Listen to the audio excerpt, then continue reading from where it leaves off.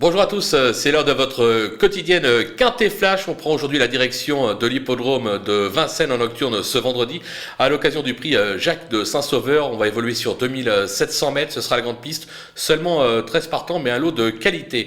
Et tout de suite comme base, on va s'appuyer sur le numéro 12, El Santo Aufort, un cheval qui est doté de beaucoup de tenues, qui évolue dans son jardin à Vincennes. Il bénéficie d'un superbe engagement au gain, il ne devrait pas taper loin. Le numéro 2, Express du Gers, qui vient de refaire parler de lui à ce niveau. Il compte 4 succès et 2 accessites en 7 tentatives sur ce tracé. Lui aussi, logiquement, doit jouer tout simplement la gagne. Le numéro 13, attention, Django Descharmes, qui semble actuellement plutôt bien luné. Il a déjà trotté moins de 1,13 sur le parcours, ce qui devrait largement suffire. Lui est superbement engagé à la limite de l'élimination. 3 bases solides. Des opposants, on y vient tout de suite avec le 3, Esteban Giel, qui reste assez inconstant, mais qui a montré du mieux le dernier coup avec une 4e place à la clé. Il retrouve le parcours de son dernier succès. Il faudra s'en méfier au moment des choix. Le 8, Eastwood Park, qui est actuellement au top de sa forme, comme l'attestent ses 6 dernières tentatives. Il sera plaqué devant et déféré derrière, et il aura en renfort au sulky un certain Eric Raffin.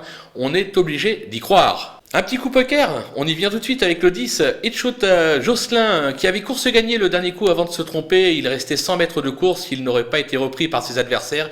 Il affiche tout simplement 75% de réussite, dont 2 succès sur cette piste. À mon sens, s'il reste sage, il est tout simplement capable de s'imposer. On va passer aux outsiders avec le numéro 9, Béguin d'Ali, qui reste sur 2 accessites à réclamer, mais qui s'est déjà placé à ce niveau par le passé. Il sera lui aussi plaqué devant et déféré derrière. Il sera confié à un certain Franck Nivard. On est obligé d'y croire. Le numéro 5, Emphasis Turbo. Alors certes, on va pas se le cacher, c'est pas un foudre de guerre, mais il s'est déjà bien comporté sur la cendrée de Vincennes. Il sera associé à Gabi Gilormini, qui est euphorique actuellement. Il peut accrocher une petite place. Même chose pour le 7, Caballo d'Or, cheval qui brille surtout en province, mais qui compte aussi quelques bonnes sorties ici, aussi bien sous la selle qu'à l'attelé. Il sera pieds nus pour l'occasion. Il faut s'en méfier pour une 4-5e place, tout comme le numéro 11, Darwin Maza, qui se montre d'une belle régularité, mais qui passe surtout pour un spécialiste des parcours de province.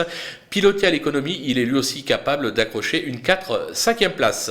Côté des DDC, on va pas se le cacher, 3 chevaux, Las, Bebop, Marceau, excepté une 2e place à Mons, il a accumulé les échecs depuis le début de l'année. C'est un cheval qui semble vraiment plus à l'aise piste plate. Moi personnellement, je n'y crois pas. Tout comme le numéro 4, Emancourt Bléquin, qui n'a jamais véritablement convaincu sur cette piste et qui rentre après 3 mois d'absence. Son entraîneur a mis un emoji rouge sur le site du cheval français, donc on va lui faire confiance, on va l'éliminer.